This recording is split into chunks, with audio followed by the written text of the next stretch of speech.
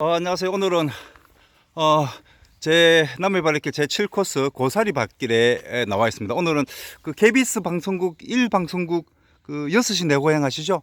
예, 거기에 제가 남해바닷길을 알리려고 출연하게 되었습니다. 그리고 촬영차 여기 고사리 밭길에 나와 있는데요. 고사리 밭길은 저쪽에 보시면 저 누런 데 있죠? 텅 비었는데 제가 고사리입니다.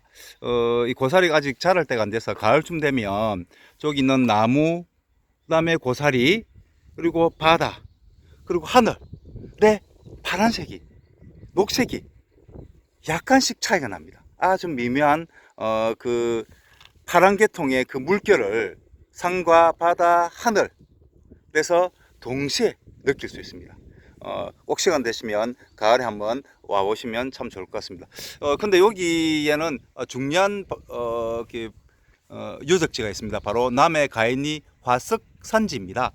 이쪽으로 들어가시면 저기가 저쪽이 저 세심사거든요. 세심사 뒤쪽으로 그 공룡들의 발자국, 도마뱀, 거북이 이런 발자국들이 동시에 발견됩니다. 약 1억 년 전쯤이죠. 예, 중생대 백악기입니다. 그때 살았던 여러 가지 동물들의 발자국들을 동시에 보실 수 있습니다. 뭐 이렇게 여러 가지 설명들이 붙어 있는 팻말도 있는데요. 여기 보면 익룡 발자국 화석이라고 되어 있죠. 예, 여기 뭐 설명이 좀 나와 있으면 한번 보시고요.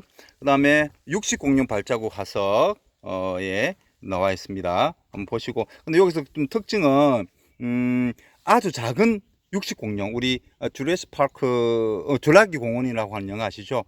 거기 보시면 아주 작은 공룡들이 나오지 않습니까? 그 작은 공룡들의 발자국이 발견된 곳입니다. 합니다. 그 공룡들의 발자국은 잘 없거든요. 그래서 여기 가인리에서 발견됐다는 거 말씀드리고요. 그 다음에 여기 물가키 세 발자국 화석이 발견됐다고 합니다. 그래서 그것도 한번 보시면 되는데 1억 년 전에 물가키가 있는 새가 살았다는 것을 말해준다는 것을 이 가인리 발자국을 보고 알게 됐다는 것이죠. 자, 이곳은 원래 저쪽이 이제 본 그 화석 발견지인데, 요건 모양을 그대로 떠서 이렇게 먼저 한번 보시라고 만들어 놓은 곳입니다. 여기 이제 익룡이 보이시죠? 이 발자국들이 그대로 모양을 떠서 이렇게 설명을 해놨습니다. 큰 발자국 있네. 큰 공룡 발자국. 그 다음에 작은 발자국들 있고요. 큰 거. 예. 여기 보시면 공룡 발자국도 뭐 여러 개 설명해 놨습니다. 여기 보면 해나미 크루스 가인엔시스라고 해서 익룡의 발자국, 가인리에서 발견된 익룡의 발자국 이름을 적어 놨습니다. 그 다음에 또 나중에 뭐 가보시면 아시겠지만 나중에 갈 건데요. 거기 또 가면 사람의 발자국과 비슷한 모양의 발자국도 나옵니다. 그리고 또 여기 익룡 보이시죠? 그저 이제 익룡 다른 데 보면 익룡의 발자국들이 주로 네 발이었어요. 네 발로 날아다니는 익룡들이었는데, 여기서 발견된 익룡의 발자국은 두 발로 걸어다니는 익룡의 발자국이 발견된 게 특징입니다. 근데 여기서 가장 요 가인리 발자국 중에 발견된 화석 중에서 가장 또 중요한 발견이 하나 있습니다. 바로 도마뱀입니다. 도마뱀. 물론 그 도마뱀은 뭐 한 2억 년 전에 출현을 했는데요. 그런데 1억 년쯤, 저 백악기 중생대 한 1억 한 4천에서 6,500만 년 사이에는 도마뱀의 발자국이 발견되지 않았다고 합니다. 그 전까지는 그게 굉장히 미스테리였는데, 여기서 도마뱀의 발자국이 발견되면서 그 이유를 찾게 됐다고 합니다. 근데 그 연구를 해보니까 그 전까지 도마뱀들은 주로 바닷가나 호숫가 이런 물가에서 살았습니다. 왜냐하면 양서류에서 나왔으니까 당연히 물가 근처에서 살았겠죠. 근데 그 이후부터는 백악기쯤 돼서는 중생대 백악기쯤 돼서는 산으로, 즉 물가가 없는 곳으로 진화되었다는 겁니다.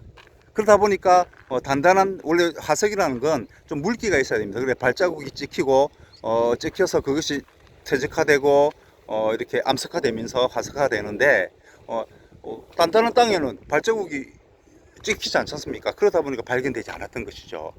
근데 여기에서 우리는 중요한 역사적 교훈을 얻을 수가 있습니다. 바로 공룡이 6,500만 전에 멸종하게 되는데요. 그때 공룡만 멸종하게 되는 것이 아니고 지구상에 있는 한 약 70%의 생물들이 멸종하게 됩니다. 근데 그때 도마뱀은 살아남은 것이죠. 왜냐? 바로 뭐 이유야 여러 가지가 있습니다. 소행성 충돌, 뭐 지각 변동, 뭐 화산 분출, 뭐 여러 가지 이유가 있지만 어쨌든 공룡과 70%의 생물이 멸종하게 된 이유는 여러 가지가 있지만 그 결과는 지구 온난화였습니다. 온도가 계속 메탄과 이산화탄소가 온실 효과를 가지지 않습니까? 온실가스지 않습니까? 그래서 그 온실이 되면서 지구 온도가 올라가는 거죠. 올라가면 수온도 올라가겠죠. 그리고 수온이 올라가면 어떻게 빨리 증발하지 않습니까? 그러면 물 가지고 살아갈 수밖에 없는 동식물들은 빠르게 멸종할 수밖에 없는 것이죠. 근데 도마뱀은 살아남은 것입니다. 자, 그렇다면 지금 우리 지구온난화가 급격하게 진행되고 있습니다. 지난 100년간 약 0.74도가 올랐습니다. 근데 중요한 거는 이 0.74도가 100년 동안 오를 동안 1850년부터 1900년까지 50년 동안 올랐던 온도보다 2005년에서 2015년까지 올랐던 온도가 약 0.87도가 더 높다고 합니다. 그러니까 온도가 급격하게 이산화탄소와 6대 온실가스가 배출이 자꾸 되면서 우리 좀 산업계에서 많이 배출되지 않습니까? 배출되면서 급격하게 온도가 오르고 있다는 이야기입니다. 그래서 곧 뭐 어떤 분은 100년, 어떤 분은 10년이라고 이야기하시는 분도 있습니다. 우리가 도저히 제어할 수 있는 티핑 포인트, 도저히 인간의 노력으로서도 어떻게 할 수 없는 그린란드라든지 시베리아에 있는 언땅들이 녹으면서 거기에 있던 메탄, 이산화탄소, 6대 온실가스들이 배출되기 시작하면 인간의 힘으로 어쩔 수가 없다는 거죠. 그렇게 되면 2도, 3도, 4도, 5도, 6도. 6도는 거의 99%의 생물이 멸종하게 됩니다. 즉 현기성의 미생물들 이런 거 이외에는 거의 멸종하게 된다는 것이죠. 근데 우리가 지금 도마뱀처럼 우리가 고사리도 마찬가지입니다. 고사리도 한 4학년쯤 되는데요. 고사리도 지금 계속 살아남잖아요. 예, 그만큼 생존력이 적응이 잘 된 거죠. 근데 우리 인간이 과연 길게 100년 안에 우리가 과연 그 지구온난화에 적응할 수 있을까요? 저는 거의 불가능하다 생각합니다. 그래서 우리는 빨리 이산화탄소를 비롯한 6대 온실가스를 줄이는 운동을 시작해야 됩니다.